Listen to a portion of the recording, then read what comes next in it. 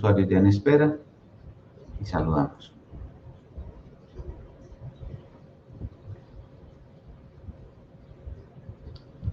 Hola, muy buenos días a todos. Muchas gracias por unirse a este evento. Hoy vamos a estar hablando de cómo crear un dashboard financiero corporativo y cómo hacer su interpretación. Tenemos un invitado muy especial, Ricardo Bolaños. Él es profesor, consultor, especialista en finanzas. Ricardo, muy buenos días, bienvenido. Hola, buenos días. Gracias, Diego, por invitarme. Muy de frente con este ejercicio de continuar desarrollando estrategias de mejoramiento para que tu auditorio, los empresarios, los consultores tengan mejor calidad en la información y puedan tomar mejores decisiones. Este ha sido un esfuerzo que me llamó mucho la atención cuando vi tus presentaciones y por eso pues empezamos a hacer unos contactos que nos permitieran intercambiar opiniones. Muchísimas gracias por haberme invitado. Espero no defraudarlos. Sí, muchas gracias por haber aceptado. Muchas gracias por compartir tan generosamente tu conocimiento con todos nosotros. Así que la sala es tuya y comencemos. Bueno, muchas gracias.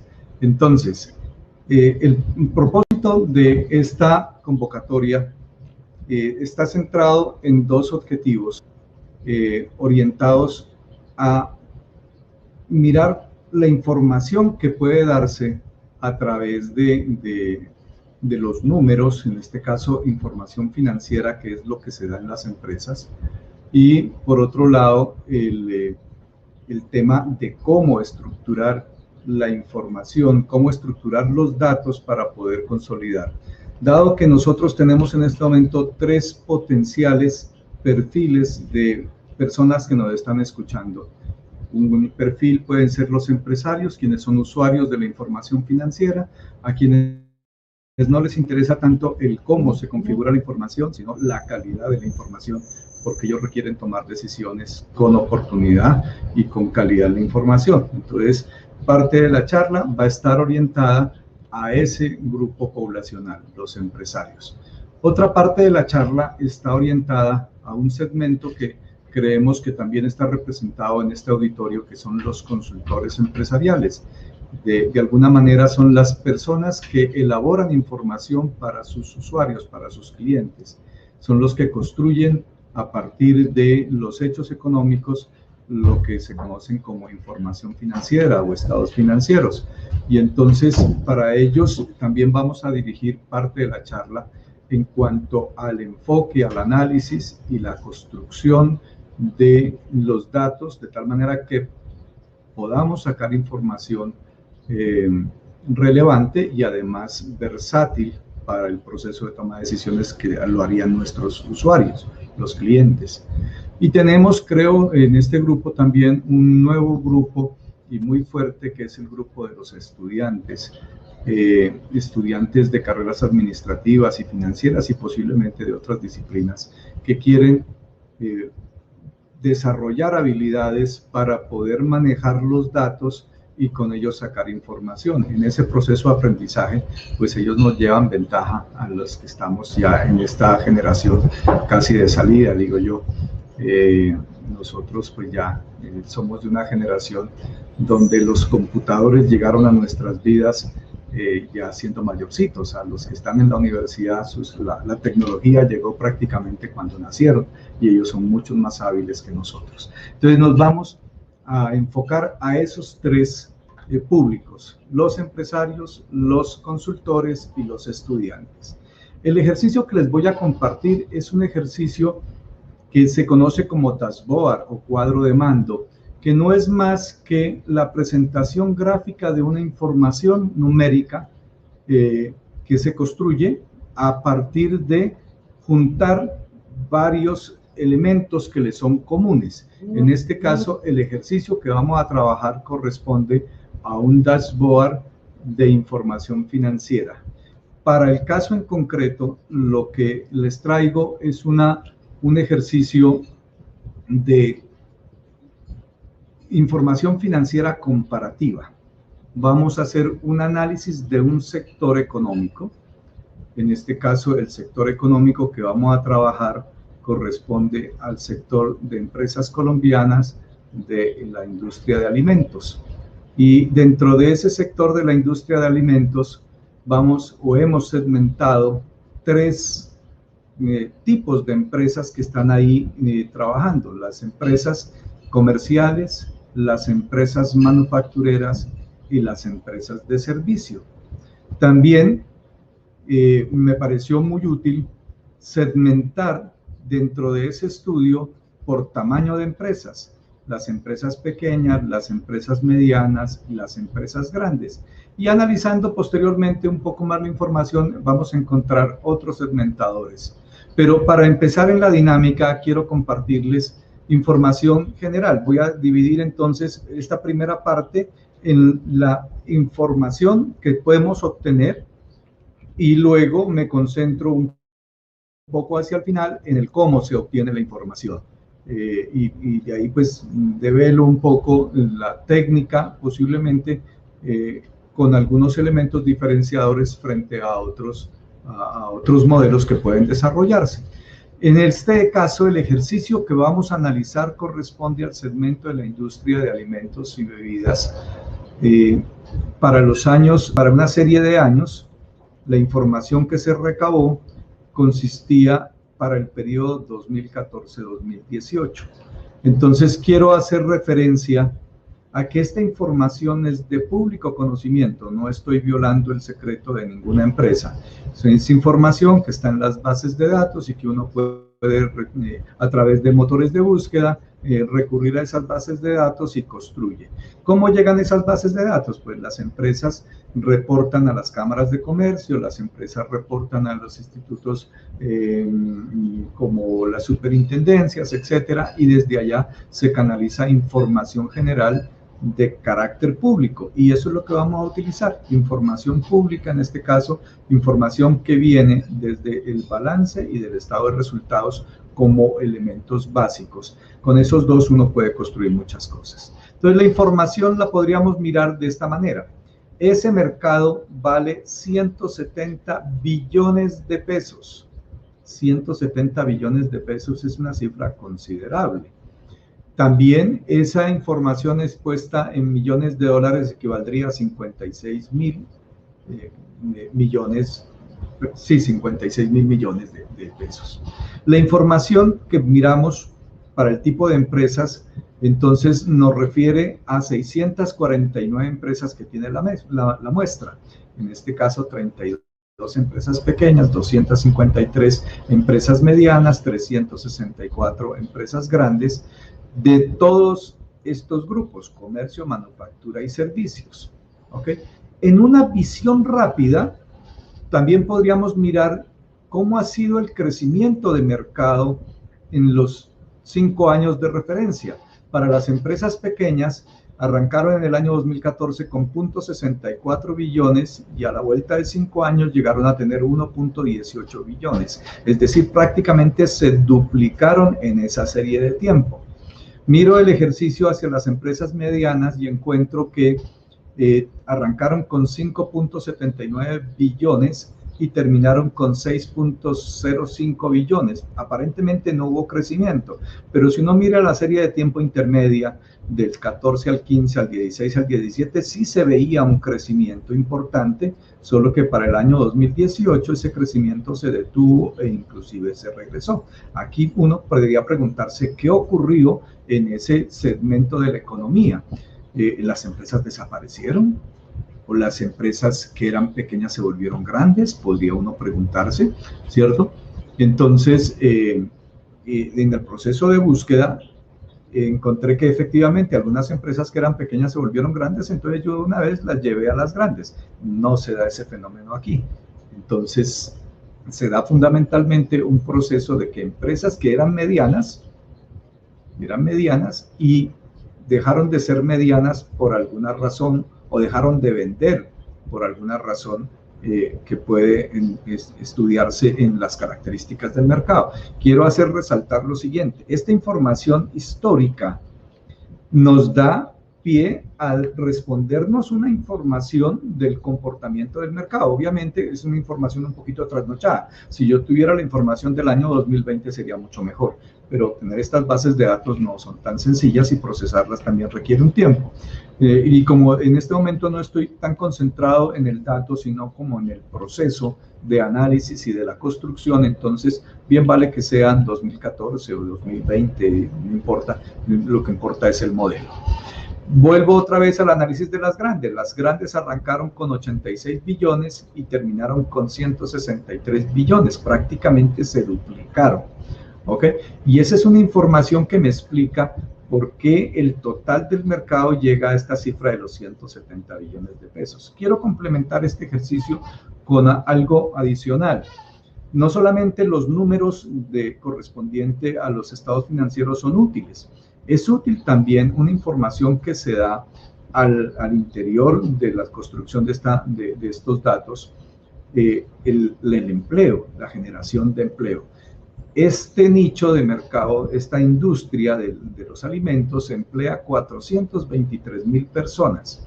Si se coge las estadísticas que sugieren que entre un empleo directo hay aproximadamente entre 4 y 5 empleos indirectos, entonces podríamos decir que el potencial de empleo que tiene este sector económico de la industria de los alimentos podría estar entre 2 millones y 2 millones de empleos entre directos e indirectos. De los 14 millones de empleos que genera el país, este es un segmento muy, muy importante del que estamos hablando. Paralelo a eso, también me sugiere una información que la voy a detallar a continuación cuando vaya utilizando los segmentadores.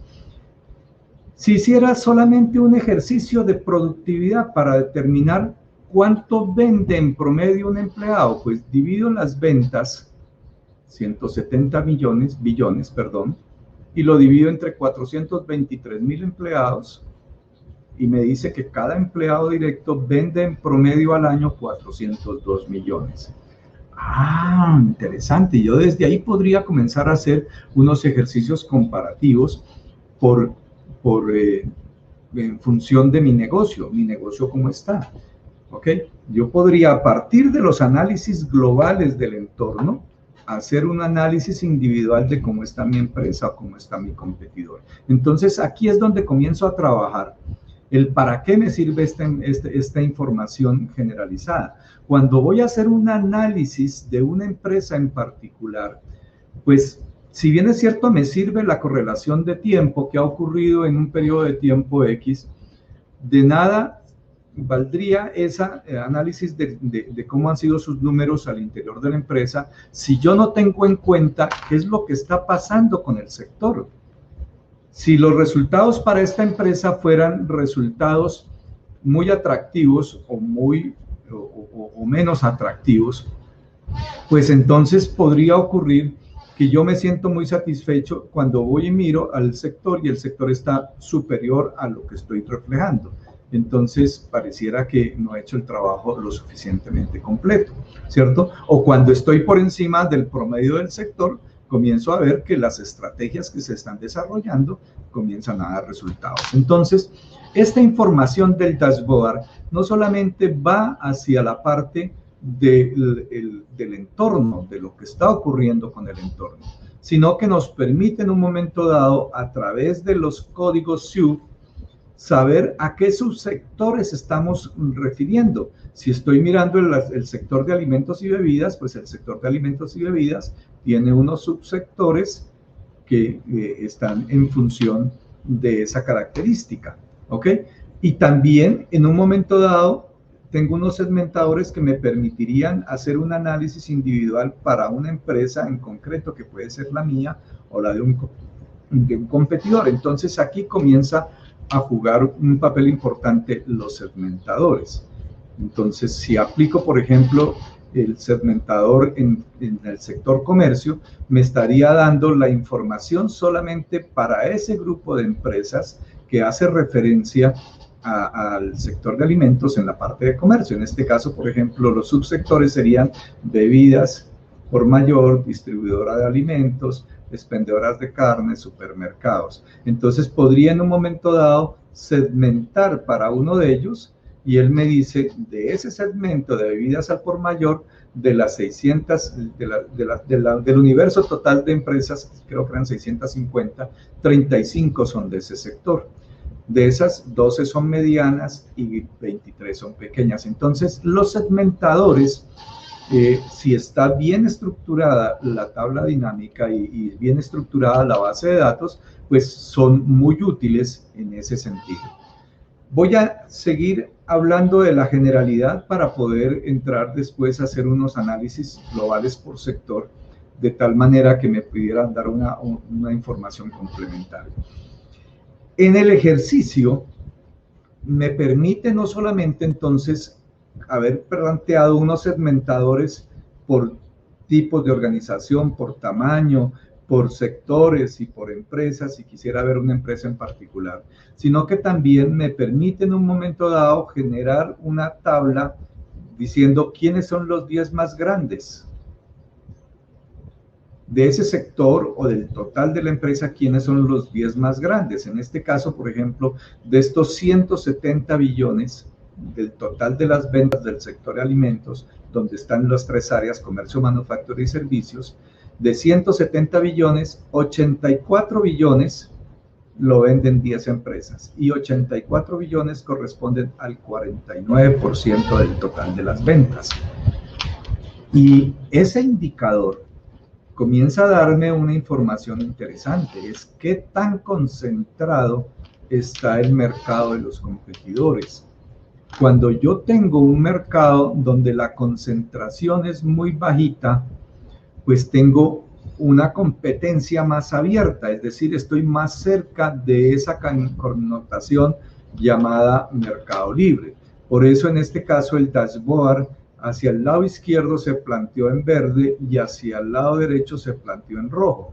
Entre más alta sea la concentración, pues es menos la competencia y más las posibilidades de llegar a conceptos de oligopolio o de monopolio. Entonces, esta es la orientación que me muestra este indicador de termómetro. Me está diciendo es el grado de concentración que tengo en el sector. Entonces, voy a trabajar unos como para sensibilizar.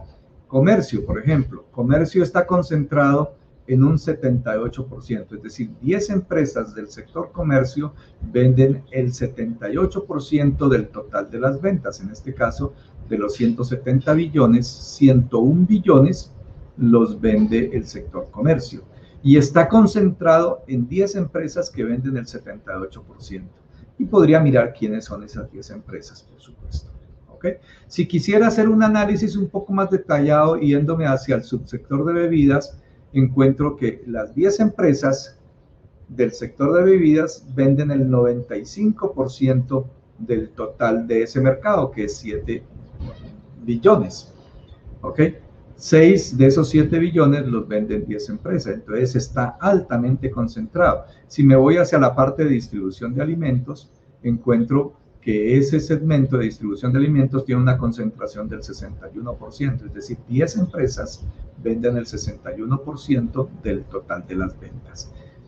Y así cada uno de los subsectores pues marca esa información. Y me da una lectura interesante. ¿En qué segmento estoy? Si yo quiero mirar mi empresa frente a ese segmento y a ese subsegmento, ya me estaría diciendo, ¿yo estoy dentro de las 10 o por fuera de las 10? Si estoy por fuera de las 10, ¿en qué tamaño estoy? Si soy pequeña, mediana o grande. Entonces hay unos criterios que permiten determinar qué empresa es pequeña, mediana o grande. Hay dos criterios según la ley. Una es el número de empleados y otra es el número de activos. A ver si mal no estoy, creo que es activos. El criterio de tamaños me dice activos, efectivamente. Entonces, yo utilicé, como no tengo para todas las empresas, creo que no estaban, yo utilicé el criterio de activos, es correcto. Utilicé el criterio de activos. En el ejercicio del dashboard utilicé el criterio de activos, no utilicé el criterio de empleados, a pesar de que tenía esa información. Entonces, esta información, miren que no me he metido todavía a análisis financiero. Me he metido concretamente al análisis del sector Y para poder analizar el sector tengo que mirar esas variables del entorno, qué tan concentrados están, dónde están los jugadores con los que yo compito con los jugadores grandes o con los pequeños o con los medianos. En un dashboard un poco más profundo, uno podría inclusive segmentar por regiones. Tengo un dashboard que estoy construyendo sobre 29,000 empresas, donde está la información para todo el país y me da una información extraordinaria. Lastimosamente no lo he terminado, si no lo hubiera presentado en esta ocasión. Pero esto de dashboard da para construir mucha información de utilidad, de tal manera que el empresario pueda conocer con mayor propiedad su empresa frente al entorno y a partir de eso diseñar estrategia. Pero para eso también, por supuesto, se requiere unos consultores con unas habilidades que vayan mucho más allá de la lectura simple de los estados financieros y que puedan entender la dinámica del negocio como un conjunto. Los estados financieros son el resultado de una gestión. Entonces, cuando miro los estados financieros en función de eso, pues estoy mirando el pasado. De nada le sirve a un empresario mirar el pasado, lo que ya pasó, que se vuelva a repetir probablemente no se va a dar. A mí lo que me interesa como empresario es lo que voy a hacer para que el siguiente periodo sea distinto, mejor a lo que ya había logrado en los periodos anteriores. Entonces, esta información histórica que me dan los estados financieros le sirve al consultor y le sirve al empresario es para mirar de manera prospectiva y a partir de eso diseñar estrategias de mejoramiento. En ese orden de ideas, entonces me voy a concentrar a trabajar un poco la lectura de la información que nos permite este dashboard. Entonces, ya sé que puedo segmentar la información por sectores y hasta el tamaño de empresa si quisiera. En un ejercicio, si yo quisiera compararme con mis competidores, podría ir a la base de datos y decir acá, estas empresas son mis competidoras y esta empresa soy yo. Y entonces voy a mirar los estados financieros de mi empresa competidora y lo voy a hacer de manera comparativa conmigo. Entonces, esa segmentación nos permitiría un análisis interesante. En este caso, por ejemplo, voy a coger dos empresas del sector alimentos que son bastante significativas y representativas en el mercado. El grupo Nutresa es un grupo importante, pero no es una empresa, sino un grupo de empresas. Entonces, el grupo Nutresa me dice que son estas empresas y que tienen estos comportamientos en las ventas. Pero yo lo quiero comparar con mi competidor más inmediato. Entonces voy a decir que mi competidor más inmediato es Colombina. Entonces voy a analizar a Colombina frente al grupo Nutresa y podría hacer un análisis de su información comparativa, ¿cierto? Financiera, estadística, y me permite tener una visión de cómo se da los escenarios financieros o cómo se han dado los escenarios financieros de mi competidor y la empresa que yo estoy analizando, de tal manera que a partir de eso comienzo a construir estrategia para poder lograr sacar alguna ventaja en ese ejercicio. Voy a entrar ya un poco entonces a la parte del ejercicio de los números visto en gráficas. En este caso voy a aumentar un poco el tamaño de la... Ok. Me voy a comenzar a concentrar en esta gráfica sin abrir todavía los segmentadores. Voy a decir que voy a analizar los estados financieros, en este caso el estado financiero balance. En una información gráfica comparativa para los años 2014 al 2018, la gráfica sombreada, la parte verde, hace referencia a los activos. Las columnas que están apiladas son los pasivos del patrimonio. La ecuación contable dice que los activos que tiene una empresa es igual a los pasivos más el patrimonio. Visto de otra manera, los activos que tiene una organización los ha adquirido a través de dos esquemas de financiamiento. O se endeudó con los terceros o se endeudó con los socios. Los dos tanto los terceros como los socios esperan lo mismo de los administradores de esos activos. ¿Qué esperan los socios? ¿Qué esperan los proveedores? Pues esperan que al menos la empresa sobreviva. Yo le entrego a unos administradores una organización para que ellos la administren. Lo mínimo o lo que no desearía es que la empresa desaparezca. Ellos tienen un conjunto de recursos que deben trabajar y al menos sobrevivir. En épocas de crisis, sobrevivir es un desafío muy grande. De hecho, estamos viviendo una temporada de periodo de crisis, de pandemia, en donde han desaparecido un número importante de empresas producto de esa crisis. Es porque no los cogió bien preparados, no tenían el suficiente capital, no tenían el suficiente músculo financiero, y entonces ese desafío que es sobrevivir se los llevó. Cuando el desafío de sobrevivir no solamente es para temporada de crisis general, el desafío de sobrevivir es de todos.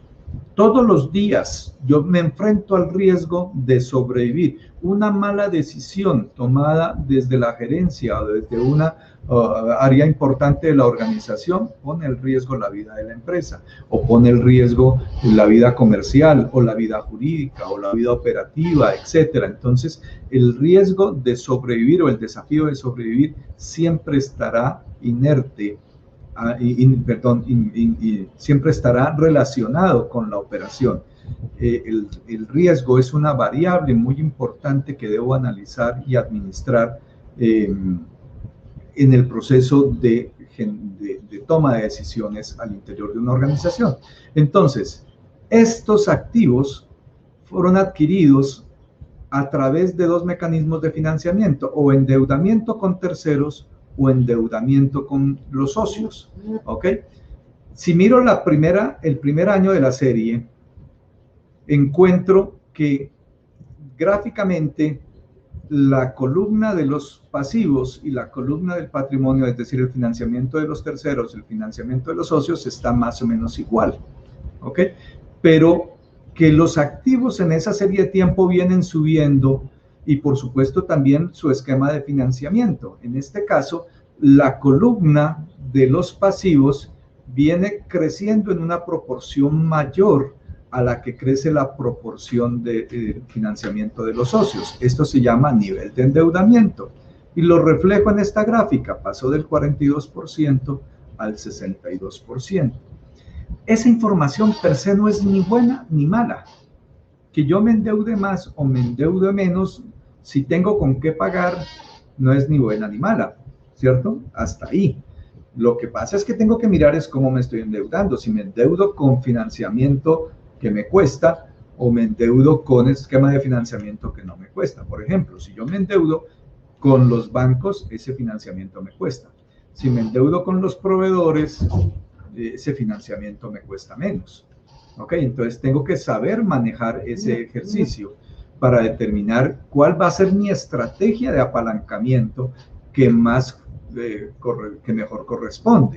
Y en ese orden de ideas, pues los socios, los dueños del negocio podrán decir, hombre, entre menos riesgo yo corra, mejor para mí. Entonces es mejor que se endeude con los terceros y no que se endeude con los socios, porque estoy corriendo menos riesgos. Pero en la medida que estoy cediendo el riesgo, también yo como empresario estoy cediendo parte de mi utilidad, porque los otros pues no van a asumir un riesgo a cambio de nada. Entonces, este endeudamiento tengo que leerlo de alguna manera si ha impactado o no los resultados económicos en las utilidades, porque si tiene costo financiero, pues el gasto va a bajar de una manera importante. Entonces, en alguna gráfica tengo que encontrar esa correlación entre el endeudamiento y el resultado financiero, y eso lo encontraría por acá en una gráfica que me muestra la utilidad frente a las ventas. Me parece que el numerito aquí me quedó muy pequeño. Entonces, a esta línea de acá hace referencia a la utilidad neta después de impuestos.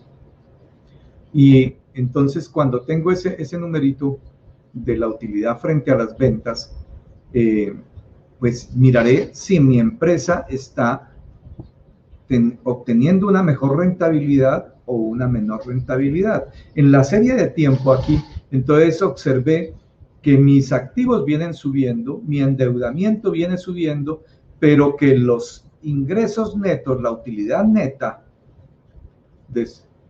viene bajando. Estaba en el 4.9, pasó al 3.7, bajó al 2.8, 2.9 y fue recuperándose un poquito hacia llegar hasta el 3.7, pero definitivamente por debajo del punto inicial. Luego, podríamos concluir rápidamente que este nivel de endeudamiento tiene costo financiero. ¿Cómo puedo corroborar que eso es así? Pues tengo otra información muy importante que es la lectura del EBITDA. El EBITDA es la utilidad operacional vista en caja, de alguna manera traduce eso, porque quita los intereses, quita los impuestos, quita la depreciación, pero el EBITDA se olvida de decir que este ingreso, que esta utilidad se recogió o no se recogió, porque si le vendía crédito no la he recogido y si vendía contado sí. Entonces el EBITDA es un buen indicador, pero tiene su limitación. Aquí para la serie de tiempo que logré recabar en este ejercicio, encontré que algunas empresas no reportaron EBITDA. Luego, este indicador que tengo para el 2018 no es el mejor. ¿Ok?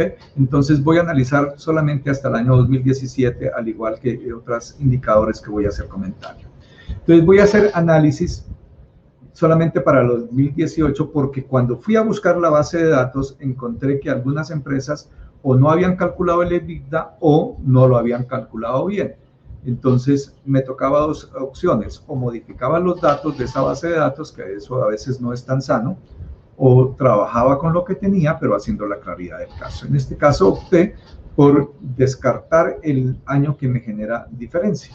Entonces, si voy a mirar el comportamiento de la utilidad con respecto a los ingresos después de impuestos, es decir, abajo, neta de todo, y lo comparo con la utilidad antes de intereses e impuestos, aquí estoy mirando la utilidad de la operación, sin tener en cuenta el financiamiento y el costo de los impuestos y la depreciación. Entonces estoy mirando que los negocios tenían un nivel de utilidad operativa que producto del incremento de los activos, esa utilidad operativa se mejoró. Estos activos entonces entraron a generar unas mejoras en la operación. Lo estoy mirando acá porque cuando yo compro activos estoy queriendo mejorar la calidad de los procesos o la productividad o los tiempos de entrega o disminuir algunos costos que tengo innecesarios, etcétera. Entonces tiene sentido invertir activos cuando yo miro el efecto en el EBITDA.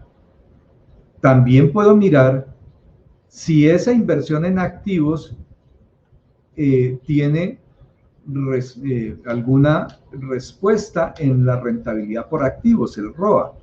Entonces aquí miraba, por ejemplo, que entraron los activos, crecieron los activos, la línea verde o la área verde que está aquí como activos, aquí está reflejada como barras, ¿ok?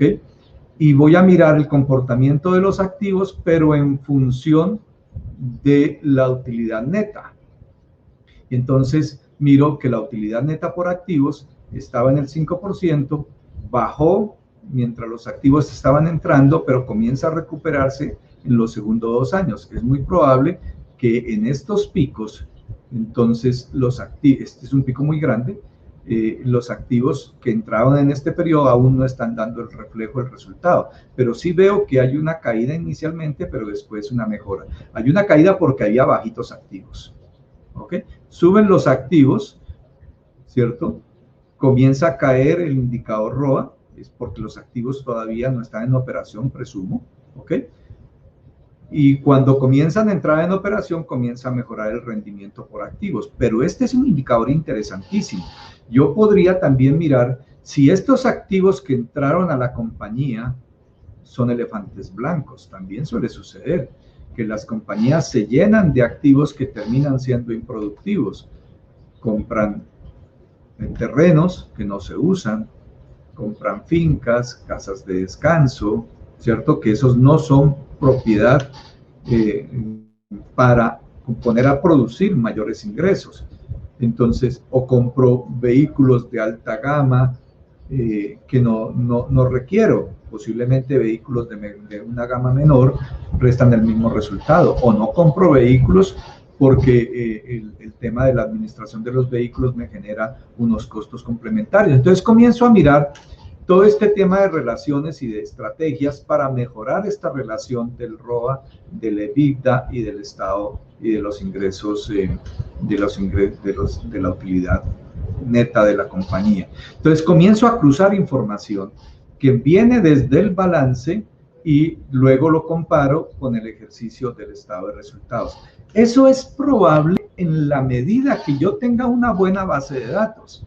De hecho, las bases de datos que llegan a la Cámara de Comercio son bastante precarias. Okay, yo le entrego a la base de datos, a la Cámara de Comercio, el total de activos, tanto activo corriente y tanto pasivo corriente, y tanto activo y pasivo a largo plazo. No le entrego más detalles. Por el lado de las superintendencias y por el lado de otras calificadoras, sí tengo más información. Yo le digo cuánto tengo de inventarios, cuánto tengo de cartera, cuánto tengo de propiedad, planta y equipo, cuánto tengo de diferidos, cuánto tengo de intangibles, y eso me permite entonces construir una mejor información, que es la que quisiera compartir con ustedes en este momento. Si yo tengo esa información de los activos corrientes y de los pasivos corrientes, podría llegar a construir este indicador que habla sobre la liquidez, la razón de liquidez de una empresa. ¿Qué me indica ese indicador de liquidez? Para los estudiosos del área financiera, pues el tema es bastante fácil de manejar. Para las personas que usan la información, ese concepto puede ser un poquito de dificultad, pero es sencillo. Lo que me está diciendo el indicador de liquidez es cuántos pesos tengo para pagar cada peso que debo.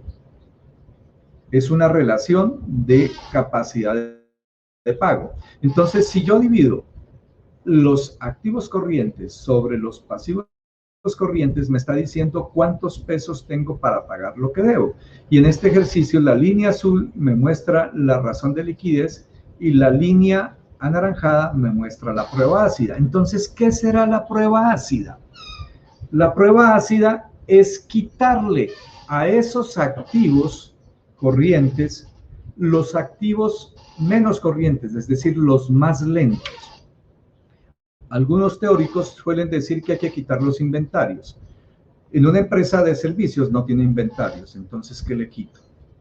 En una empresa comercial los inventarios pueden ser de rápido movimiento, de alta rotación, pero su activo más lento no siempre son los inventarios, puede ser la cartera, cartera morosa, cartera lenta, cartera donde el gestor comercial pues no ha hecho la suficiente gestión para calificar a sus clientes y vende sin el control adecuado. Entonces, en algunas organizaciones hay inventarios lentos, inventarios de baja rotación, y en otras organizaciones, además de haber inventarios de lenta rotación, hay cartera de baja rotación o cartera morosa o cartera mala.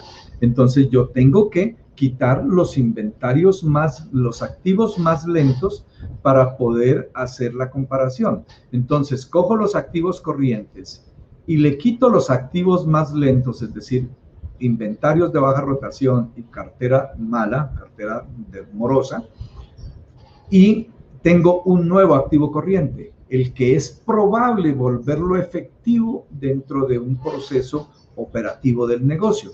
Yo puedo coger los inventarios, venderlos de contado y los vuelvo efectivo. Yo puedo vender los inventarios a crédito, recoger la cartera en la oportunidad adecuada y volver efectivo. Es decir, y con esos efectivos pagar los compromisos que tengo en el pasivo corriente. Entonces, en el ejercicio, no voy a analizar el año 2018 por el comentario que les hice, voy a analizar solamente la serie de tiempo 2014-2017. El grupo de todas las empresas, el sector de alimentos, estaba con una razón de liquidez de 1.83, es decir, casi 2 pesos para pagar cada peso que debía, 1 peso con 83 centavos, pero que en el tiempo esa relación se fue deteriorando y bajó hasta 1.59. Y hago el mismo ejercicio quitando los activos más lentos, inventarios de baja rotación y cartera lenta o cartera mala, y entonces encuentro que al principio de la serie tenía para pagar cada peso que debía 1.01 centavos, es decir, estaba ras con ras, ¿ok? Y que ese indicador se fue deteriorando hasta bajar por debajo de 1 peso, que aquí ya comienza a generar unas limitaciones. Yo tengo que pagar 1 peso y tengo 95 centavos. Entonces, para poder cumplir, voy a tener que sobregirarme o decirle a mi proveedor, no te puedo pagar, espérame un tiempo más, porque no tengo el recurso necesario. Entonces, este indicador de la prueba ácida y la razón de liquidez se complementa con el indicador de capital de trabajo. Y este indicador para mí es mucho más rico en información. Me encanta trabajarlo y me encanta trabajarlo de manera gráfica, porque de manera gráfica estaría indicando lo siguiente. En columnas apiladas coloco los activos corrientes. ¿Cuáles son los activos corrientes? Días de disponible. Oh, ese concepto es nuevo. Ahora hablo sobre él. Días de cuentas por cobrar, en qué tiempo recupero la cartera, de otra manera. Días de inventario, en qué tiempo me demoro rotando los inventarios. Estos son los elementos que hacen parte del activo corriente. Este indicador, días del disponible, no es un indicador muy común, muy utilizado, y para mí es vital. Imagínense ustedes este ejemplo. Yo tengo una empresa de transportes. Despacho tractomulas que llevan carga desde Cali hacia cualquier lugar del país. Necesito despachar una tractomula para Barranquilla. El recorrido se demora 5 días. Por supuesto, para poder despachar la tractomula, necesito tener el dinero disponible o al menos convenios para que en el recorrido le den el combustible o pueda comprar el combustible. Entonces necesito liquidez para ese ejercicio. Necesito que en ese recorrido pague los peajes y entre una tractomula, entre un recorrido de Cali a Barranquilla, fácilmente puede gastarse en esos dos insumos 5 o 6 millones de pesos para poder hacer el recorrido. Pero además necesito darle viáticos al motorista para que coma y para que duerma. Y ahí sí no hay convenio que valga. Yo tengo que colocarle diariamente o darle toda la plata en una tarjeta para que él se quede en cada población, pague su dormida y pague su comida en carretera con efectivo. Entonces, necesariamente esa empresa transportadora necesita tener dinero disponible en caja. ¿Para cuántos días? Esa es una información interesante. ¿Cómo calculo para cuántos días tengo en el disponible? ¿Yo qué pago con el disponible? Pues yo pago los costos y los gastos. Y me dice que la fórmula para encontrar los días es multiplicar el rubro, en este caso disponible, por los días de la operación, en este caso como estoy haciendo el análisis de un año, por 360, dividido entre el rubro que estoy analizando, en este caso el disponible. ¿Y el disponible qué es? Lo que tengo en caja en bancos más lo que tengo en inversiones temporales. Y eso me dice cuántos días tengo para poder operar. Cuando estábamos entrando en la crisis, por allá en marzo, en abril del año pasado, una pregunta que con frecuencia se le hacía a los empresarios era si podían pagar o no podían pagar la nómina o si tenían o iban a despedir a personas.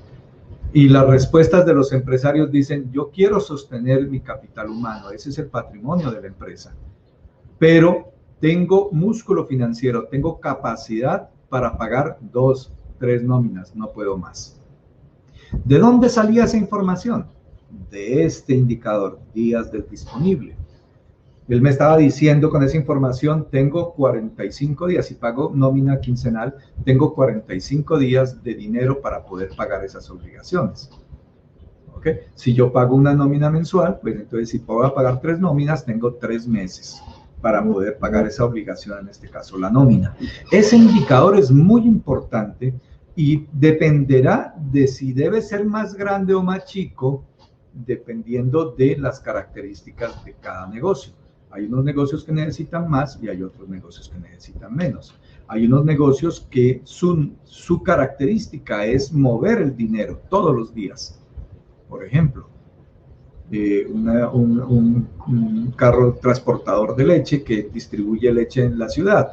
Él va, compra a la productora de leche, compra ahí en el sitio la producción y sale a distribuirla.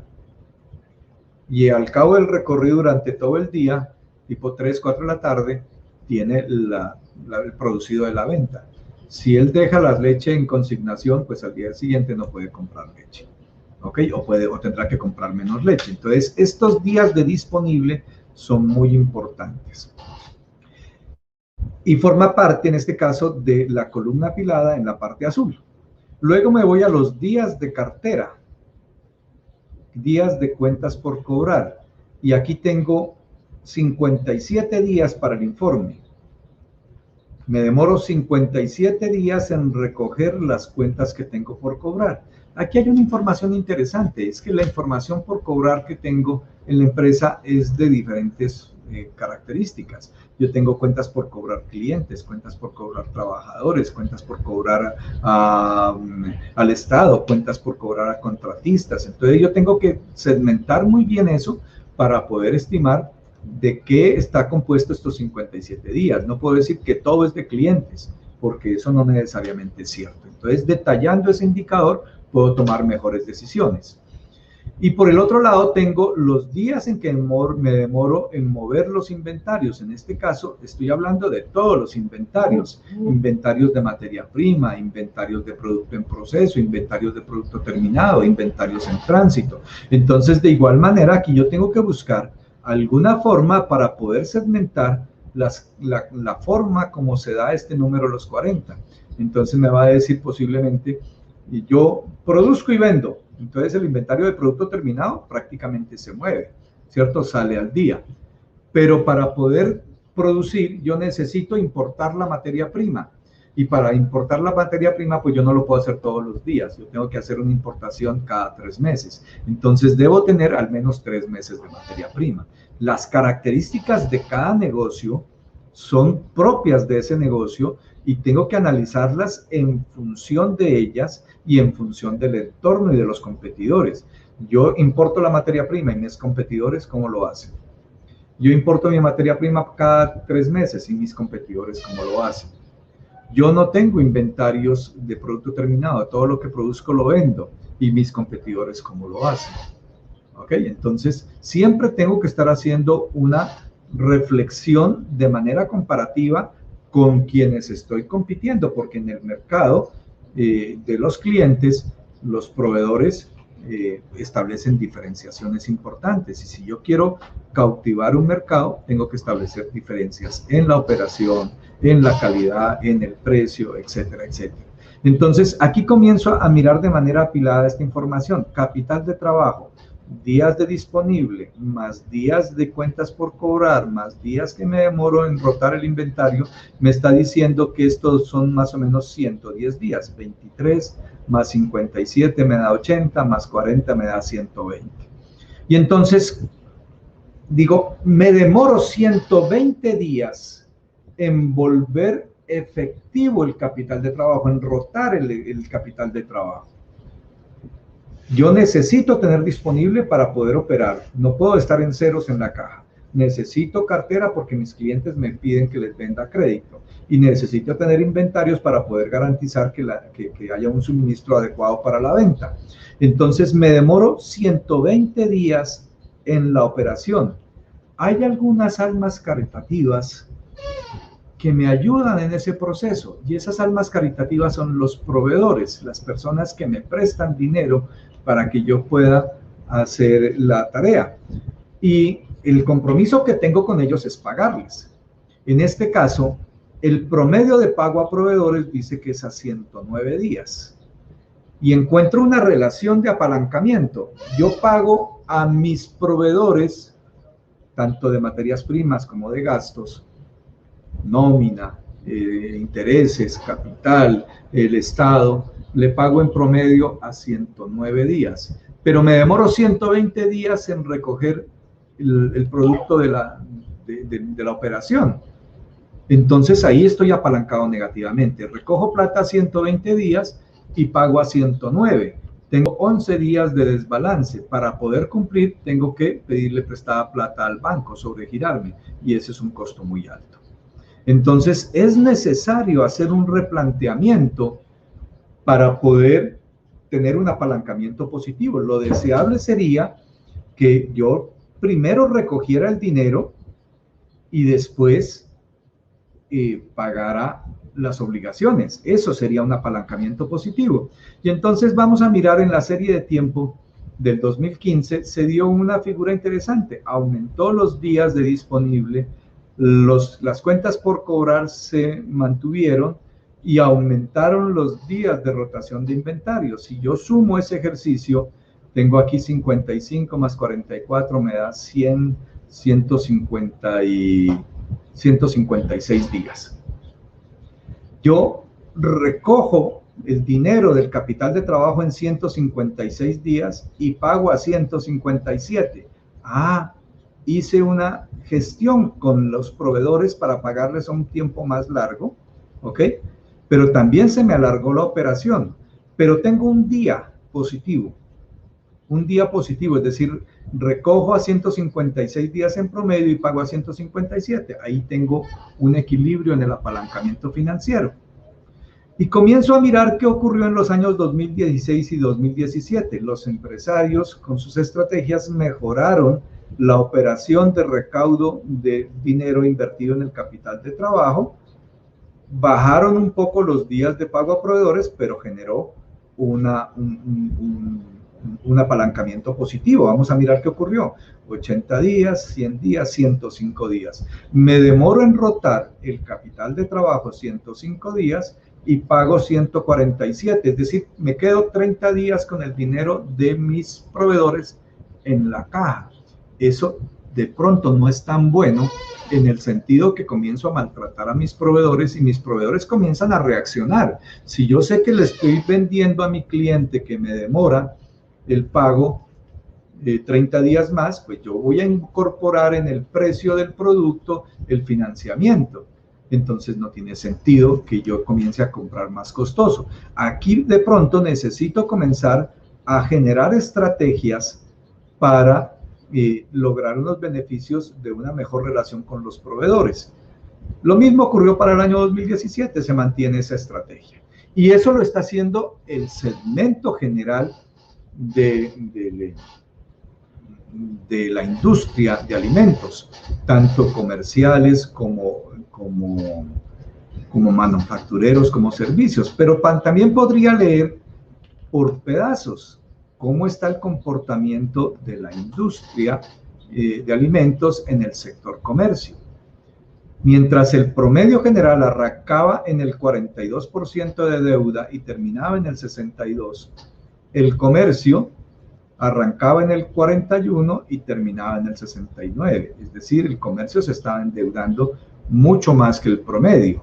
Manufactura, que también venía creciendo en activos, pero con un incremento menor pronunciado que el de comercio. El comercio muestra un incremento en activos muy significativo, ¿ok? Vía deuda. Manufactura muestra un incremento de activos menos pronunciado y con un menor endeudamiento. Y servicios comienza a mostrar también una dinámica de incremento en activos, pero su nivel de deuda es bastante alto. Eso ya comienza a darme unas indicaciones. Si yo estoy en uno de esos sectores, comercio, manufactura o servicio, pues cómo me estoy comportando frente al promedio de la industria. Si hago el mismo análisis por tamaño de empresas, las empresas arrancaron en un endeudamiento del 59% y terminaron en el 65%. Las medianas arrancaron en un 62%, terminaron en un 64%, más o menos dentro del promedio. Y las grandes son las que están dando línea prácticamente, son las que están marcando el comportamiento de ese endeudamiento general. Entonces, empresas más grandes son las que marcan un nivel de activos más alto y un nivel de endeudamiento más altos. Y así comienzo a hacer análisis comparativo para cada uno de los segmentos. En este caso, por ejemplo, podría irme hacia un segmento en particular. Voy a coger manufactura y cojo aceites y grasas, por decir algo. Y hago un análisis también de sus días de capital de trabajo, de su liquidez, de su endeudamiento. Y si quisiera mirar dentro de aceites y grasas a una empresa en particular, en este caso tomo aceites, por ejemplo, que me llamó la atención, es mi competidor o es mi empresa, pues entonces aquí puedo mirar los indicadores propios para esa empresa. Entonces miren cómo este dashboard construido de esa manera nos da una información bastante importante que nos puede ayudar a interpretar lo que ocurre en mi empresa, lo que ocurre con mis competidores, lo que ocurre con el entorno y plantear estrategias de mejoramiento. Pasado este segmento de análisis de la información financiera y antes de meterme a la parte de la construcción, yo quisiera, Diego, darle alguna oportunidad a que haya preguntas de parte de los participantes. Yo no sé si has recibido algunas preguntas al respecto. Pues hemos recibido bastantes comentarios, Ricardo, muy completo el dashboard, muy fácil, muy claro, tu explicación paso a paso. De pronto Luz Karime nos hizo una pregunta, si podía repetir algo sobre los días disponibles, aunque también en la misma interacción de los otros compañeros, también ellos mismos se responden y van aportando en el ejercicio. Todos están muy atentos, ¿sí? Muy atentos a cómo se está desarrollando el ejercicio, tienen muchos deseos de ver de dónde se está construyendo esta información, cómo se construyó estos reportes, de qué fuentes de información se tomó. Al principio nos comentabas que alguna información estaba en superintendencias, o de Cámara de Comercio. También ahora disponemos de la página datos.gov.co, que también tiene bastante información, a la cual podemos conectar nuestro Excel para traer de forma automática esas consultas. Eso lo hemos hecho en algunos ejercicios. Pero es más que todo comentarios, y quieren saber al final también que por favor les digas cómo pueden obtener un tablero similar y cómo pueden contactarte. Pero no hay... Vamos a mirar si tenemos alguna pregunta puntual en este momento. Dame un segundo. Yo busco acá en la transmisión. ¿Sí? Muy completa la herramienta, nos dice Ariela. Tenemos personas de todas las ciudades, nos saludan de Santa Marta, de Cali, de Medellín, de Bogotá. También veo una persona que nos escribe desde República Dominicana, ¿sí? Desde Santo Domingo. Muchísimas gracias. Sí, bueno, interesante, estoy muy complacido, la verdad. La convocatoria fue un éxito. Muchas gracias, Diego. Tienes una gestión muy fuerte en esa parte de convocatoria. Y por supuesto, este es un ejercicio que vengo haciendo ya hace algunos años. Empecé haciéndolo de una manera muy primaria, con más inquietudes que herramientas, hace unos 10 años, cuando hacía unos diplomados de contabilidad para no contadores y de finanzas para no financieros, y encontraba que a esos diplomados asistían tanto empresarios como consultores, y que necesitaban más que conceptos de fundamentación, que también lo requerían, por supuesto, requerían herramientas de análisis. Y entonces las gráficas, entender estados financieros para un no financiero no es tan sencillo. A un médico le cuesta trabajo entender los números, a un abogado le cuesta trabajo entender los números, porque su disciplina profesional está enfocada en otros temas, ¿ok? Pero una gráfica sí es muy fácil de entender. Entonces nosotros, los de las disciplinas financieras que tenemos la tarea de entregar información a nuestros usuarios. Entre más fácil sea la interpretación, es mejor la recepción y mejor el proceso de toma de decisiones. Entonces, por eso hacía énfasis en que la información histórica, pues si bien es cierto que me muestra hechos que ocurrieron, eso ya no sirve. Lo que ocurrió ya ocurrió, pero sí me deja, me sitúa en un punto donde dice, bueno, esto que ocurrió, tengo que mejorarlo. Yo tengo que crecer, yo tengo que rentar, yo tengo que sobrevivir, y para poder hacerlo, entonces necesito atacar tales debilidades que encuentro en mi organización. Y esas debilidades son riesgo, liquidez y rentabilidad. ¿Por qué no soy rentable? No soy rentable porque posiblemente estoy sacrificando parte de mi rentabilidad por el endeudamiento que tengo, y la rentabilidad se la lleva el banco. Y eso lo miro en este indicador del EBITDA. Claro. ¿Okay? Mi operación es rentable.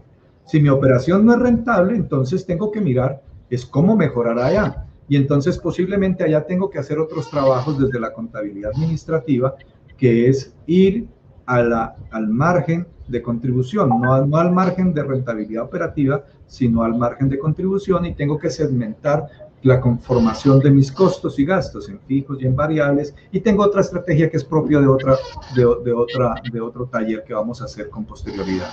Pero entonces ya, cuando miro aquí en el EBITDA que tengo problemas de rentabilidad en la operación, tengo que diseñar hacia el interior de mi organización mecanismos para mejorarlo. ¿Ok? Pero si yo miro que el problema de rentabilidad no solamente es mío, sino que es del entorno, que yo estoy por encima del promedio de la industria, entonces lo que tengo que mirar es cómo hacer para ir migrándome hacia unos nichos más rentables. ¿Ok? Entonces esta información comparativa es muy, muy útil. Por eso les decía que mirar estados financieros solamente de la compañía, así sea de 2, 3, 5 años, como lo estamos haciendo, es casi que improductivo, porque no me está diciendo es esta industria que estoy analizando frente al promedio cómo está. ¿Ok? Claro, entonces total. es importante ir a las bases de datos. ¿Dónde se consiguen las bases de datos? Pues hay empresas especializadas en conseguir información. Uno compra bases de datos, ¿ok? Uno compra datos a empresas especializadas. Hay unas más especializadas que otras. De hecho, por ejemplo, anualmente la revista Semana, el Portafolio, sacan unos estudios de las no sé cuántas miles de empresas más grandes del país. Y ahí está la información. Lo que uno tiene que hacer es coger esa información y trabajarla. De hecho, la matriz que tengo de las 29,000 empresas que estoy trabajando es producto de un ejercicio que hizo la revista Semana y Portafolio, y compartió la base de datos de las 1,000 empresas, de las 29,000 empresas. Pero, ¿qué hacer con eso? Es que ahí está el arte. Claro. ¿Okay? Ahí está el arte. También hemos insistido en varios talleres en este canal de YouTube, que aprovecho a sugerirles que se suscriban, que me mantengan ahí como contacto en WhatsApp para que les lleguen todas las invitaciones.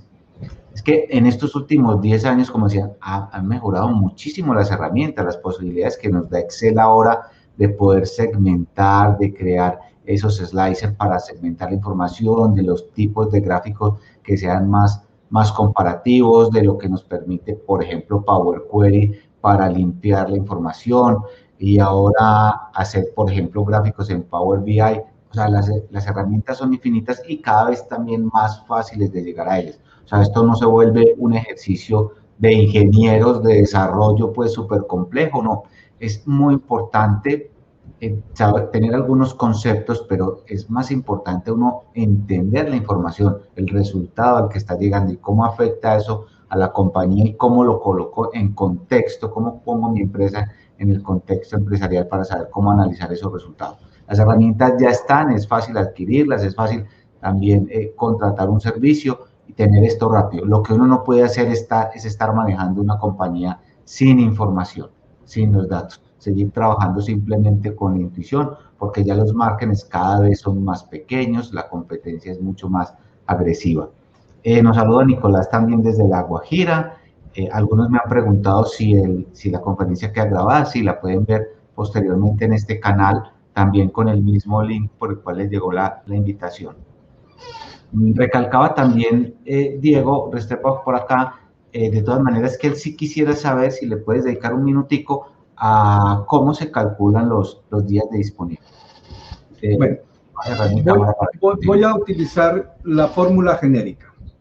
¿Okay? La fórmula genérica habla sobre lo siguiente. Cuando uno habla de días, hay una fórmula para calcular los días de cartera, hay otra fórmula para calcular los días de inventario, etcétera. ¿Ok? Y resulta que yo me puse a estudiar esa fórmula y la fórmula es una sola. Una sola. Y entonces voy a crear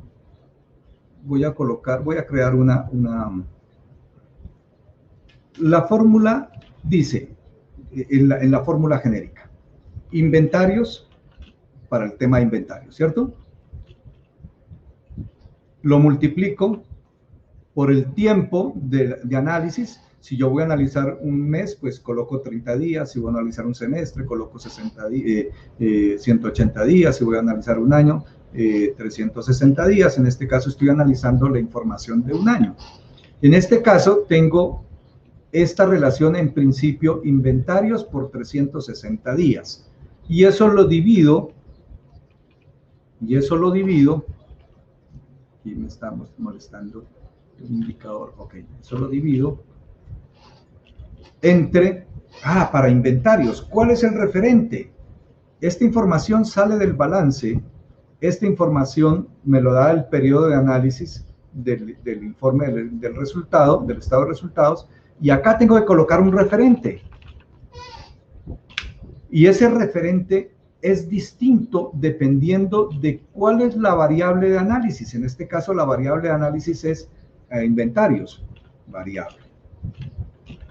Entonces tengo que buscar cuál es el referente. Cuando tengo inventarios, el referente que voy a encontrar en el estado de resultados podría estar en 3 grupos. Voy a mirar la lógica para ver de dónde sale esa información.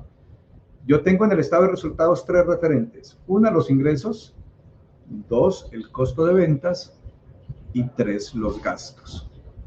Entonces, ¿cojo el referente en el estado de resultados? Sí, claro. ¿Debería coger las ventas? ¿Qué son las ventas? Las ventas es el inventario más la utilidad. El costo del inventario más la utilidad. Luego las ventas no me sirven. Cojo los gastos. ¿Y qué tiene que ver los gastos con el inventario? Nada. El costo de ventas. El costo de ventas es el costo del inventario. Entonces aquí el referente es el costo de ventas. Perdón que estos números están muy pequeñitos. Voy a hacerlos más grandes. No me di cuenta de eso.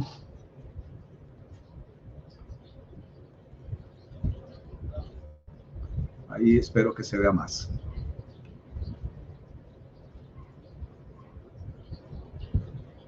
Y voy a hacer más grandes los números.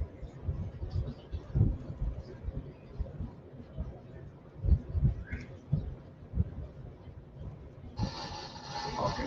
Entonces, la fórmula es la variable, en este caso inventarios, por 360. ¿Por qué 360? Porque el estado de resultados que estoy analizando corresponde a un periodo, es decir, la cifra del costo de ventas que aparece aquí corresponde a las ventas de un año. ¿Ok? La fórmula es igualita. Voy a analizar, en este caso, días de inventario. Yo tengo valores aquí, valores acá, se eliminan los valores y solamente me quedan días. ¿Ok? Inventarios por 360 dividido entre el costo de ventas. Voy a analizar la cartera. ¿Ok? Voy a analizar la cartera. Y al analizar la cartera, entonces, cojo la cartera. Lo multiplico por 360 porque estoy analizando el estado de resultados de un año. Y lo divido. Entonces aquí viene el tema de la división. ¿A quién tengo que coger como referente en el estado de resultados? No sé qué está pasando aquí con mi teclado que me genera problemas. Ok, listo. Aquí debo coger la cartera. ¿Qué tengo en la cartera? Yo tengo unos clientes, cuentas por cobrar. ¿Y por qué tengo cuentas por cobrar? Porque vendo. Ah, entonces el referente sería las ventas. ¿Ok? Aquí comienza un tema de los rubros. Yo tengo cuentas por cobrar a los empleados. ¿Qué tiene que ver las cuentas por cobrar con los empleados? Nada. Entonces, el referente de las cuentas por cobrar de los empleados sería el costo de la nómina. Entonces, yo no puedo tomar a rajatabla lo que me dicen los libros, que los libros plantean una fórmula para cada respuesta y resulta que hay preguntas que no están planteadas en la fórmula. ¿Ok? Los libros ahí dicen inventarios, dicen cartera, pero no dicen cuentas por cobrar proveedores, no dice, perdón, cuentas por cobrar contratistas, cuentas por cobrar a los empleados. Y cada uno de estos me ofrece una información de manera distinta. Si fuese la cartera de clientes, las ventas sí fuese la adecuada, pero si fuera cuentas por cobrar empleados, el referente no debería ser las ventas. El referente debería ser la nómina. Porque es con la nómina que me pagan y es lo que genera esa relación. En la fórmula, para construir estos indicadores, tiene que ver mucho la conceptualización que está desarrollando la persona que construye las cifras, en este caso el contador. ¿Ok? Si yo tengo un contador que no es crítico y reflexivo, pues sencillamente coge cuentas por cobrar empleados y divide entre ventas. Y salió un número, sí, claro, pero no tiene ninguna relación ese número con la variable que está analizando. Ahora, para responder hacia la parte del disponible.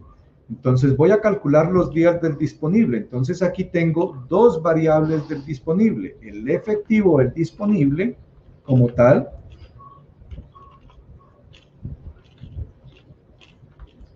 más las inversiones temporales, las inversiones de corto plazo. ¿Cuáles son las inversiones de temporales? Aquellas inversiones que se hicieron con el propósito de tener disponibilidad de dinero cuando se requiera. Hay épocas que hay excedentes de dinero. Yo no puedo dejar la plata en el banco porque la plata en el banco, en la cuenta de ahorros y en la cuenta corriente no genera ningún rendimiento y el costo del dinero en el tiempo impacta. Entonces yo tengo que coger ese dinero que va a estar quieto durante un tiempo y ponerlo a producir. Compro unos títulos valores que pueden ser unos bonos, un CDT, etcétera. Hay diferentes tipos de valores que se pueden comprar y el objetivo es tenerlos disponibles, es decir, cuando los requiera, vendo los títulos y tengo el dinero disponible. Entonces, por esa razón, para encontrar los días de disponible, tengo entonces el dinero que tengo en caja y bancos, más las inversiones temporales. Las multiplico, por supuesto, por 360 días, porque la información que estoy analizando del estado de resultados es de 360 días, y lo divido entre un referente. ¿Cuál será el referente? Entonces aquí comienzo a hacerme preguntas. ¿Para qué necesito el disponible? ¿Cuál es la razón de existir el disponible? Pues pagar las obligaciones. ¿Y cuáles obligaciones? Aquellas que yo me comprometí en adquirir, es decir, pagar proveedores, pagar gastos, pagar nómina, pagar bancos, ¿ok? Entonces aquí el referente sería la sumatoria de los costos más los gastos, ¿ok? Aquí entonces la sumatoria de costo más gasto. Si quiero hilar un poquito más delgadito, pues le quito la depreciación y le quito las provisiones. Pues si quisiera hilar un poco más delgado para que el número salga más preciso. ¿Por qué? Porque el gasto que tiene ese número allá el valor de la depreciación y de las provisiones, esos no me afectan en la caja. Entonces yo no necesito dinero para pagar depreciación ni para pagar provisiones. Por esa razón tendría que quitarlos. Pero es ir hilando un poco más delgado en cómo construyo la información. Esto no lo encuentran en los libros de finanzas, no lo encuentran normalmente porque uno tiene que adoptar los conceptos generales a las características de los negocios. Entonces usted tiene el fundamento, tiene el concepto y va construyendo en función de eso. ¿Ok? Y por supuesto es lo que establece la diferenciación en la calidad profesional. Hay profesionales muy críticos, con bastante juicio crítico, que se están revisando permanentemente si los datos que está suministrando tienen la contundencia y tienen la validez que se requiere para tomar decisiones. Porque cuando yo le entrego un dato a un empresario para que tome decisiones, y si ese dato está errado, lo estoy induciendo a un error que cuesta dinero. Entonces, la responsabilidad que tiene un consultor o una persona responsable de armar la información es bastante alta, lo cual exige un exceso de celo en la formulación de los números que está construyendo. No sé si contesté la pregunta que estaba haciendo nuestra amiga.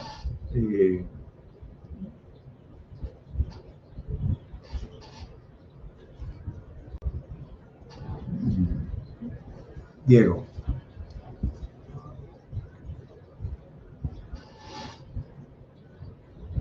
Súper claro. Súper claro. También por acá nos pregunta Soraya que en el caso de cuentas por cobrar a accionistas, ¿cuál crees que debería ser el referente? Perdón, ¿me repites la pregunta que no la entendí? Soraya Sánchez nos pregunta, en el caso de las cuentas por cobrar a accionistas, ¿cuál debería ser el referente? Interesante, interesante el tema. El referente debería estar, vamos a ver, las cuentas por cobrar accionistas no deberían existir, ¿cierto? El negocio de suyo, su objeto social no es prestarle plata a los accionistas. De suyo el objeto social es que los accionistas inviertan para que esta empresa pueda producir. Pero suele suceder de que la empresa termine debiéndole a los accionistas porque estos le prestan un dinero o los accionistas le piden prestada plata a la empresa. ¿Ok? Entonces, si yo tengo una cuenta por cobrar, aquí en este caso cartera, el referente son los ingresos. ¿Ok? Pues aquí el símil, yo tengo una cuenta por cobrar a accionistas, el símil de ventas sería los ingresos por intereses accionistas, que por lo general son 0. ¿Ok? Aunque la ley dice que hay que cobrarles. Y también define la tasa. Entonces, cuando esto no ocurre, pues tienen que colocar el supuesto válido para que pueda determinar los días. No sé si respondí la pregunta. Sí, perfecto. Perfecto. No sé qué vamos a hacer para estos 12 minutos, hacerlos rendir como 2 horas. Sí, porque queremos ver mucho de lo que hay detrás de toda esta magia. Bueno, voy a volver a compartir entonces. El modelo es muy sencillo. Yo tengo dos referentes, dos datos. Por un lado, aquí están la información de las empresas, el nombre, el sector económico, dónde están ubicados, los productos que hacen. Toda esta información que está aquí en la base de datos podría servirme para alimentar las tablas dinámicas que voy a construir. Y por otro lado, tengo la base de datos donde está la información que me llegó de las bases de datos. La empresa 1, en este caso, miren que la empresa 1 es, para este caso, Almacenes Éxito, 2. Entonces, cada empresa tiene un código y acá tengo el código de la empresa. Pero aquí encuentro 1, 1, 1, 1, 1, ¿ok? ¿Qué ocurre? Pues que las empresas me dieron la información del año 2014, 15, 16, 17, 18. Entonces, para la empresa 1 tengo la información del año 2014, 15, 16, 17, 18. ¿Ok? ¿Y qué tengo de esa empresa 1? La información que se me ha suministrado la base de datos, activos totales, activo corriente, inventarios, cuentas comerciales, efectivo, toda esa información. Yo con esta información podría trabajar de dos maneras la tabla dinámica. Me voy al Power Pivot y en la administración estoy mostrando la relación de cómo funcionan esas dos tablas. Entonces, por un lado tengo la base de datos de las empresas, que me está diciendo que ellas tienen un código y toda la información por país, compañía, código CIUD y toda esa información que ustedes vieron. Y por el otro lado tengo la base de datos donde están los datos, el número de la empresa, el código de la empresa 1, por ejemplo, almacenes éxito, y acá código de la empresa 1 para almacenes éxito, de activos totales, etcétera, etcétera. Y por supuesto, rematan con el número de año. Con esa información, pues yo puedo trabajar de dos maneras. En este caso yo trabajé la información de manera plana.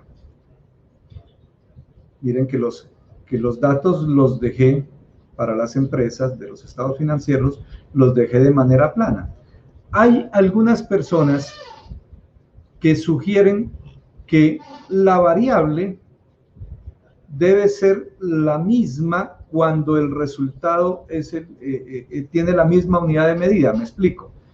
Yo podría hacer todo esto de una manera distinta. A través de las tablas del Power Query podría normalizar y quedarme con 3 columnas nada más. La parte del código de la empresa, la parte del rubro de análisis y la parte del valor. Esa es otra forma de trabajar. En ese orden de ideas, yo aquí tengo una línea de información que puede estar en el orden, son 650 empresas por 5, tengo 3.000 registros hacia abajo. ¿Ok? Pero si voy y miro hacia la parte del costado, aquí puede haber tranquilamente 40 o 50 datos. Trabajado de esta manera, el computador tiene que hacer más procesos. ¿Ok? Tengo que hacer más elaboraciones de proceso para construir la tabla dinámica. Si yo volviera esto en 3 columnas, el código de la empresa, el dato de referencia y el número, el procesador trabajaría más fácil con 3 columnas, pero hacia abajo tendría 50 datos por cada empresa, por 5 años son 250 datos por empresa, por 650 empresas, eso me da un universo que puede superar los 2 o 3 o 4 millones de datos, pero el computador lo puede hacer. Con esta herramienta del Power Pivot y del Power Query, el computador trabaja muy efectivamente. Por supuesto, a veces requiero unas características de máquina. De hecho, cuando empecé a trabajar la matriz de las 29.000 empresas, me daba un universo de casi 7 millones de datos que me llevó a decir el computador que tenía, que era un i3, no fue suficiente, no era suficiente. Necesitaba cambiar de computador y cambiar de procesador y tuve que irme a un i7. Entonces, en la medida que voy demandando más proceso de máquina, pues también necesito tener esos recursos. Pero miren que hacer una matriz de dashboard no es complicado, puedo hacerlo de la forma sencilla. Este ejercicio lo hice hace como 4 años, yo no tenía suficiente conocimiento y lo planteé de esa manera. Pero el otro ejercicio, el de las 29.000 empresas, estoy trabajando con 3 columnas. Y con esas 3 columnas construyo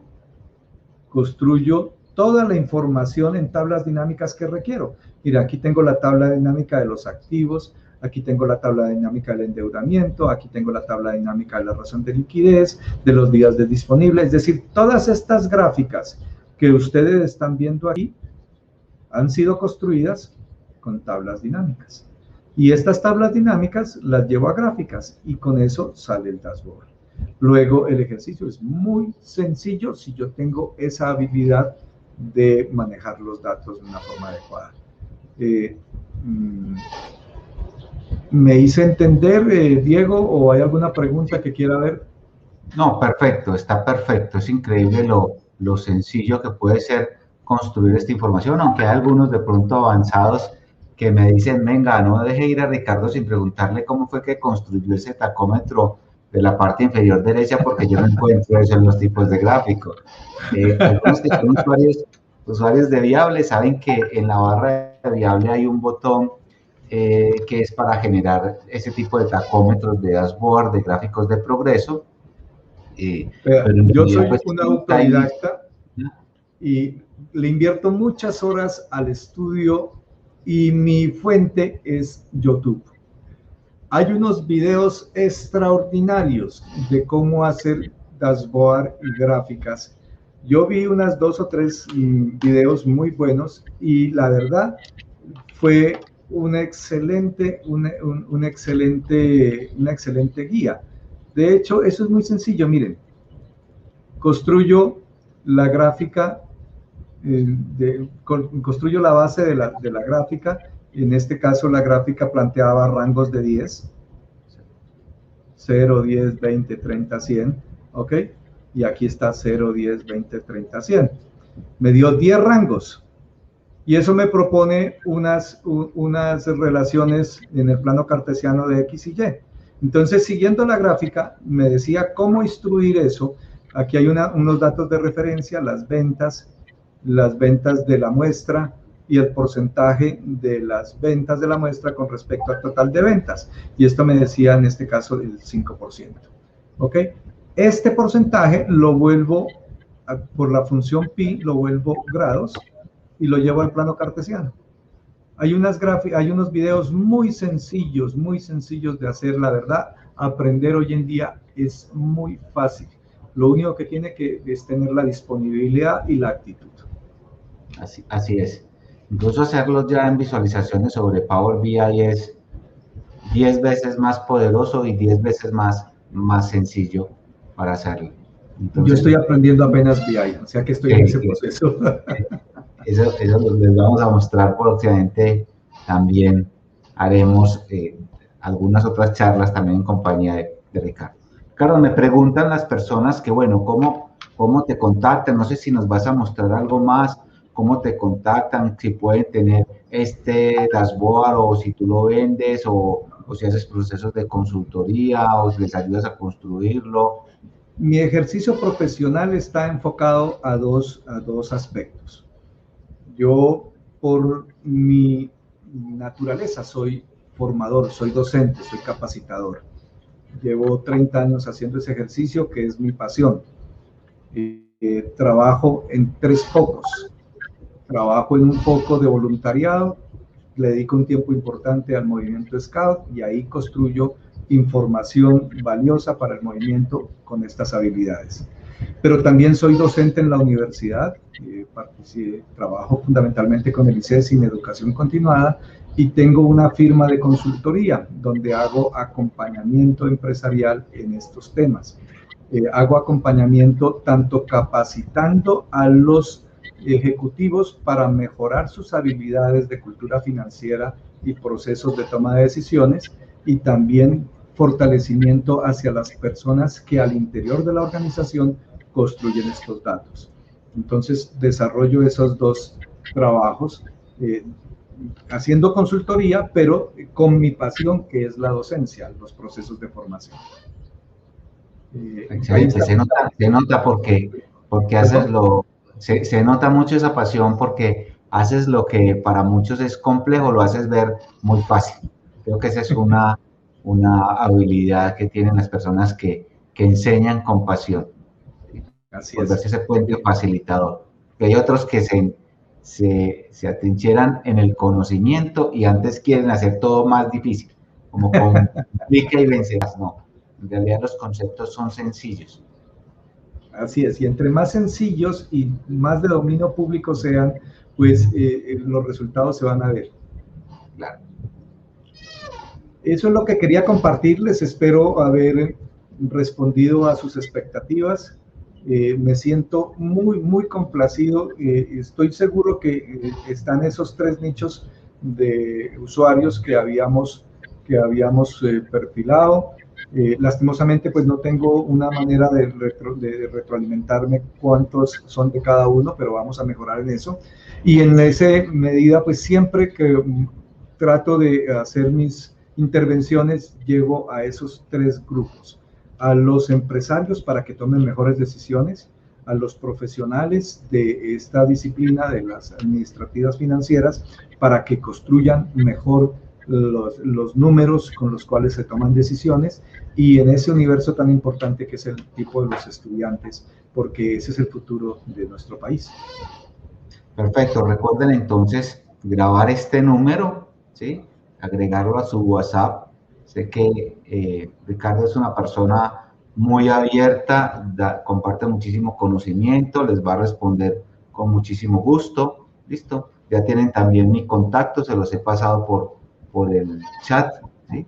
De mi celular, para que si quieren ver las charlas anteriores sobre tablas dinámicas para contadores, que recuerden, nos vamos a ver el próximo 1 de mayo. En el 1 de mayo del año pasado, cuando empezamos esta serie, que fue un viernes festivo, me llamó mucho la atención porque se inscribieron muchas personas, ¿listo? Y hemos venido trabajando muchos más talleres durante el año, y se me ocurrió que este próximo sábado, 1 de mayo, pues continuáramos con una cuarta parte de esa serie de tablas dinámicas, porque hay muchas cosas por aprender, hacer esos pivot table con Power Query, ¿sí? Para hacer mejores análisis, ¿sí? Entonces recuerden separar este espacio, es totalmente gratuito. Este video lo pueden volver a ver en el mismo link, lo pueden compartir con las personas que crean les puede ser de utilidad, ¿sí? Así que muchísimas gracias a todos. Ricardo, muchísimas gracias y que tengan un muy feliz día. Con todo el gusto y para servirlos.